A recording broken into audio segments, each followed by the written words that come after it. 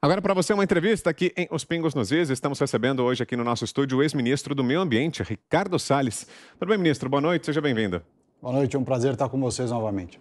O ministro, se aproxima agora a COP, a Conferência da ONU sobre o Clima, as Nações Unidas. Quais as expectativas do senhor, prognósticos, o que é que o Brasil pode apresentar nesse evento? Bom, um assunto importantíssimo para o Brasil efetivamente colocar recursos do meio ambiente, né? Nós já temos dito aqui várias vezes que enquanto não houver desenvolvimento econômico nessa área ambiental, em especial na Amazônia, há uma discussão muito mais complexa para ser feita. Portanto, a COP pode finalmente destravar esse mercado de crédito de carbono e pagar os países que cuidam da floresta, que emitem um baixo volume percentual de gás de efeito estufa, né? Eles emitem mais de 70% dos gases, o Brasil menos de 3%. Então, esse era o princípio que estava permeando o Acordo de Paris lá no começo e que até hoje não foi cumprido. Já vão aí algumas centenas de bilhões de dólares prometidos e até agora não pagos. Então, finalmente haverá mais uma oportunidade para que eles cumpram o que prometeram por ocasião do Acordo de Paris. Cristina Grêmio, a sua pergunta, Cris. Obrigada. Eu ia justamente perguntar sobre o crédito que o Brasil tem para receber. Eu sempre faço essa pergunta quando tenho a oportunidade de conversar com você, porque fica essa dúvida: existe alguma chance de algum dia esses países pagarem o que se comprometeram a pagar? A gente tem visto várias dessas reuniões passarem aí e nunca cumprem. Mantém a promessa, mas nunca cumprem. Existe alguma chance e alguma forma do Brasil pressionar para que esses países paguem realmente? Cris, uma das maneiras disso acontecer é haver uma espécie de alinhamento aqui dentro do Brasil no sentido de cobrar a turma de lá de fora. O que a gente vê no final das contas? Eu fiz enquanto ministro, o governo do presidente Bolsonaro, enfim, agora o meu assessor Joaquim, tem que colocar a questão de forma bastante clara. Nós cuidamos da floresta, nós temos combustível limpo, como etanol, exemplo para o mundo, o nosso etanol. Nós temos eólica, solar, 85% de energia limpa.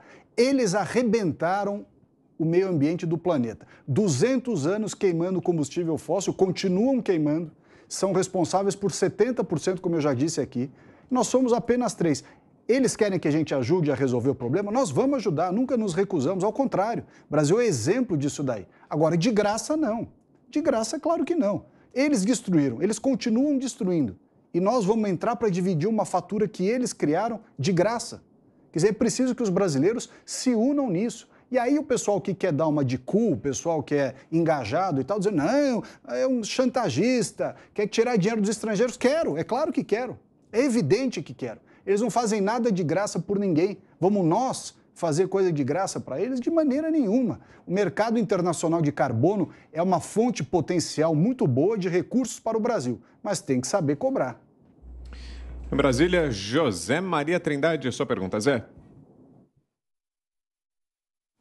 Salve, ministro. Tenho acompanhado aí as suas atividades fora do governo. Mas, ministro, o senhor sofreu aqui na Esplanada um cerco muito grande, né? Mas que interesses terríveis esses que o senhor contrariou aqui fazendo o exercício do poder, né, como ministro do presidente Jair Bolsonaro? Zé, é um prazer ouvir você. Bom, a esquerda já se demonstrou incompetente em todas as áreas. Sobraram algumas, né, para eles tentarem provar alguma competência, chamadas áreas de direitos difusos, cultura, educação, direitos humanos, etc., dentre eles o meio ambiente. Então, eles acham que a pauta ambiental pertence à esquerda, como se a esquerda fosse a dona da pauta ambiental. Quando, na verdade, vejo que eles nos legaram, por exemplo, de Amazônia, região mais rica do Brasil com pior índice de desenvolvimento humano. Não é à toa que a Marina Silva não foi sequer reeleita senadora lá pelo Acre.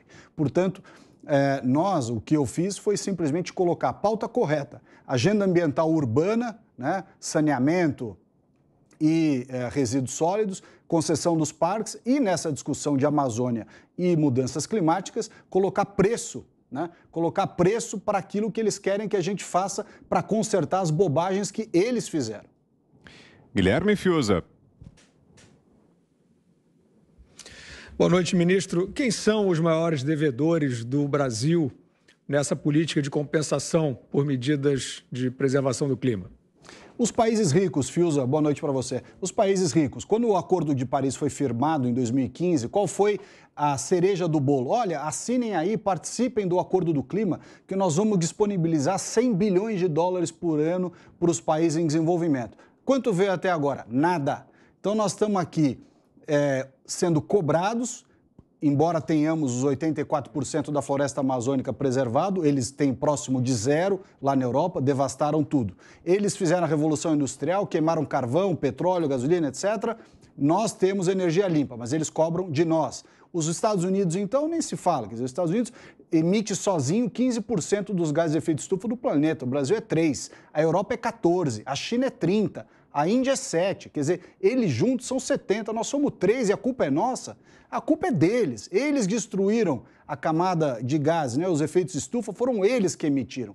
Então nós vamos ajudar a resolver, temos toda a condição, nossa agricultura exemplar, o agronegócio brasileiro exemplar, plantio direto, código florestal, uma série de medidas, reserva legal e tudo mais. Mas eles têm que pagar por isso daí.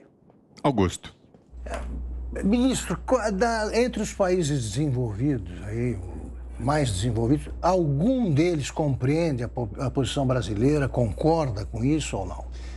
Vários deles, digamos assim, nos bastidores entendem. Aliás, o próprio John Kerry, quando teve as reuniões comigo, ele entendeu perfeitamente, estava de acordo. O problema é que, da mesma forma que nós temos que cuidar do nosso pessoal que foi deixado para trás, Augusto, lá na Amazônia, ele também vai ter que cuidar do pessoal do cinturão do carvão. Então, ele falou isso para mim, mais de uma vez. Vai fechar as empresas de carvão, vai ter que compensá-las, vai criar oportunidade para eles. Quer dizer, eles sabem muito bem que a pobreza é o maior inimigo do meio ambiente, tanto que eles não querem, com as mudanças, com a transição energética que querem fazer lá nos Estados Unidos, por exemplo, não querem deixar o pessoal para trás. A nossa esquerda deixou a nossa turma para trás. E depois diz assim, olha, eu te deixei para trás, mas mesmo assim não quero cuidar de você, não quero te compensar. Nós temos que fazer isso. E os Estados Unidos entendem bem. O John Kerry sabe perfeitamente. Os europeus também sabem. Só que muitos fazem de conta que não sabem, para não ter que fazer o cheque, para não ter que pagar. O mercado europeu de carbono, por exemplo, é fechado, é super protecionista. Ao invés deles terem o carbono a $37 a tonelada, que é a média do que está lá, podiam comprar do Brasil a $10 a tonelada, que para nós já seria muito bom. Nosso crédito a $10 já dava 100 bilhões de dólares para eles comprarem, né? E com isso eles ajudam efetivamente a cuidar da Amazônia. Colocar dinheiro lá, desenvolvimento econômico, sustentável econômico lá para todos os 23 milhões de brasileiros que vivem lá, na região mais rica do país e o pior índice de desenvolvimento humano. Ô, ministro, agora, claro que ainda estamos longe da eleição do ano que vem, mas se houver uma mudança de governo, qual o maior temor do senhor em relação à área ambiental? O que um futuro governo pode vir a fazer que ameace ou o senhor considere uma medida nociva em relação ao que foi feito agora no atual governo? Vai voltar toda a mamata de dinheiro para fazer essas pesquisas que nunca terminam, trabalho de gente que fica viajando o mundo inteiro falando de meio ambiente, mas não entrega nada. A esquerda não fez saneamento no Brasil, aliás, votou contra o marco legal do saneamento. Foi no governo do presidente Bolsonaro que se aprovou o saneamento. 100 milhões de brasileiros não têm coleta e tratamento de esgoto. Esse sim, o grande problema ambiental. Lixo, essa turma não cuida desses assuntos. Pegamos 3 mil municípios do Brasil lixões, fechamos já mais de 600 em 2 anos de governo. Não fizeram nada nos últimos 20 anos. E vários outros assuntos relevantíssimos que foram deixados para trás por eles durante todos esses anos, eles vão voltar a deixar isso para lá. Só vai falar de quê? Mudança climática e Amazônia. Só vai falar desses 2 assuntos e aquilo que realmente interessa para a população brasileira volta a ficar esquecido na quinta prateleira. Cris. Ministro, falando um pouquinho de política, estou lendo o chat aqui, tem gente dizendo nosso futuro senador pelo Rio de Janeiro, o ministro volta para o Ministério do Meio Ambiente, tem um monte de torcida aqui. Alguma perspectiva? Não, eu acho que assim, eu como sempre defendi lá no meu movimento Em Direita Brasil, já há 15 anos, o castigo que os bons sofrem quando se recusam a tomar parte do governo é ser governado pelos maus. Então, acho que todo mundo que tem vocação, gosta de política, etc., deve participar da vida pública, eu me incluo nisso daí. Agora, o cargo especificamente, o que nós vamos fazer, as condições é que vão dizer, até porque tem uma questão também partidária, né? Que partido que nós vamos, a direita, os liberais, os conservadores, que partido vai o presidente da República, quer dizer, são questões que têm uma sucessão de decisões para serem tomadas para poder chegar no ano eleitoral. Seu domicílio eleitoral é aqui em São Paulo? Eu sou paulistano. E o senhor era afiliado ao Partido Novo, né? Como é que ficou lá atrás, né? Como é que ficou essa questão? O senhor já saiu? Felizmente fui expulso do Partido Novo para ficar bem longe do Amoedo. Agora eu estou livre para ir para outro lugar. Tá. José Maria Trindade, sua pergunta, Zé. Eu queria até perguntar para o ministro sobre essa história de continuidade. O senhor acha, ministro, que o atual ministro do Meio Ambiente está dando continuidade a essa pauta? Ele está um pouco ali retraído, né? O Joaquim é uma pessoa corretíssima, era meu secretário de Amazônia, Serviços Ambientais, pessoa muito... Eu que o trouxe, né? Meu amigo aqui de São Paulo, da Sociedade Rural Brasileira, está fazendo um bom trabalho, uma pessoa que tem estilos diferentes, cada um tem um estilo, mas ele é uma pessoa que conhece o assunto, está trabalhando bem, tem feito um bom trabalho. Eu acredito que vai levar pautas importantes para a COP, dentre elas eu reputo uma que ele falou essa semana, muito relevante, que é o nosso exemplo para o planeta do etanol. Esse sim é o carro que polui pouco, não é o carro elétrico europeu abastecido a carvão ou combustíveis fósseis para gerar energia e depois o carro é elétrico e depois você tem que se virar com a bateria. Uma das soluções do planeta, uma das soluções importantes é o etanol e o Joaquim vai levar essa pauta lá para a COP. Fiuza. Ministro, o senhor disse que, felizmente, foi expulso do Partido Novo. O que o senhor acha que aconteceu com o Partido Novo? Recentemente vimos, inclusive, figuras do partido aí protestando contra corte de impostos. O partido se desviou daquele ideário liberal. O que houve com o partido, na sua opinião? Fiuza, o partido tem uma proposta excelente, gente muito boa. Está aí o Romeu Zema, que é um grande governador do estado de Minas Gerais, e outros parlamentares, enfim, mandatários muito bons. O problema é que o partido tem dono. E quando o partido tem dono, e o dono quer ser presidente, o dono quer indicar os gerentes, o dono quer indicar o diretório, o dono quer mandar efetivamente no partido, acaba acontecendo esse desvirtuamento. Outro dia eu li uma notícia, até me entristece, de saber que tem mais desfiliações do que filiações. Quando eu vejo o Christian Lobauer, que foi o vice do Amoedo, dizendo que cansou do personalismo, cansou daquele abuso que estava acontecendo, que continua acontecendo, é muito triste. E várias outras pessoas, Paulo Matias, que é um colega aqui da Jovem Pan, foi expulso, Felipe Sabará foi expulso, Matheus Bandeira saiu. Quer dizer, é uma coisa...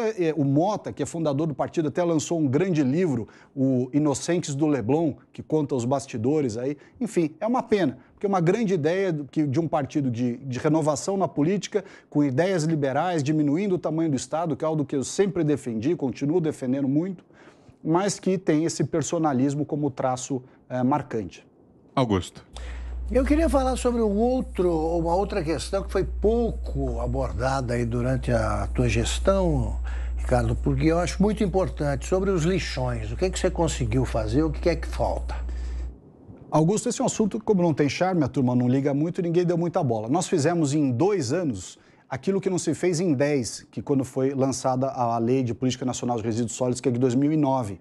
Fizemos a partir de 2019. Sistema Integrado de Gestão de Resíduos, que é um sistema informatizado. Você sabe todo o resíduo, todo o lixo que é produzido no Brasil, que tipo que é, onde produz, para onde vai, enfim, é todo um mapeamento. Está lá, o CNIR. Fizemos em 1 ano e meio aquilo que eles não fizeram em 10.